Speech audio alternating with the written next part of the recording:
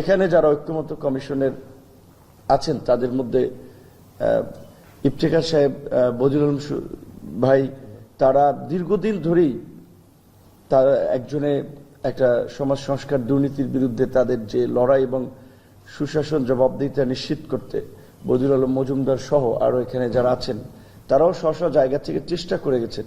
কিন্তু দেশের রাজনৈতিক আসলে প্রেক্ষাপট এবং বাস্তবতা এমন ছিল, চাইলেও এই সমস্ত মানুষের কিংবা আমাদের খুব বেশি কিছু করার ওই সময় ছিল না।